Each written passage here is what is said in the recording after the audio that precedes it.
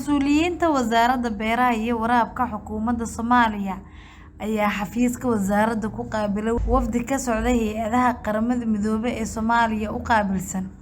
Wafdiga ayaa waxaa xarunta wasaaradda ku qaabilay wasiirka wasaaradda iyo xubno kale oo ka tirsan wasaaradda, waxaana intii ay ku guda jireen kulanka daba socday kormeer xubnahaasi ay ku tageen qaybaha kala duwan ee wasaaradda.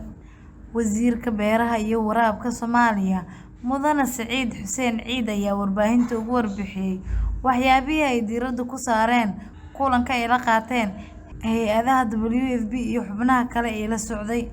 waxaan isla fiirinay mashaariicdan wada fulino iyo shaqooyinka ay wadaan iyo wixii ka jira oo cabashooyin ah iyo sida loo horumarin lahaa si fiican ayaan isku afgaranay. wuxuuna naga ballan qaaday inuu dardar gelin doono howlaha WFP ugu weyn tahay in dib loo bilaabo barnaamijkii aan soo bilownay dhowr sano ka hor oo hadda labadii sano ugu dambeysay aan socon oo ahaa ka iibsashada beeraleyda Soomaaliyeed waxyaabaha ay soo saaraan WFP ka iibsato dibna loogu qaybiyo dadka u baahan cuntada.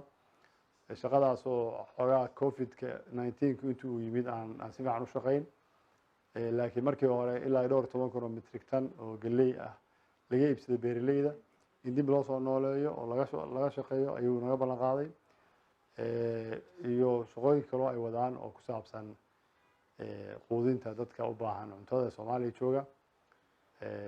weliba in xoogga la saaro in waxyaabaha cuntooyinka ay u gado WFP dadka u baahan cuntada inay ku dadhay hadda cuntooyinka dalka ka soo baxa khudaarihii iyo galeydii iyo waxyaabahaas inay ku jiraan localka dalka ka soo baxa ay hadda la siiyo dadka u baahan cuntada oo Soomaaliya jooga.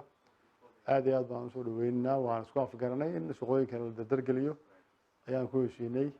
Muna Cabdiraxmaan, warbaahinta City, magaalada Muqdisho. waad ku mahadsan tahay daawashadaada. inaad nagu soo biirto wax lacaga kaagama baxayso, kaliya waxaad u baahan tahay inaad follow saarto boggeenna Facebook ama aad subscribe dhahdo janaalkeena YouTube adigoo bartilmaameedsanaya City Somali TV and Radio. la jaanqaad warbaahinteena oo hel warar iyo barnaamijyo adiga ka hadlaya.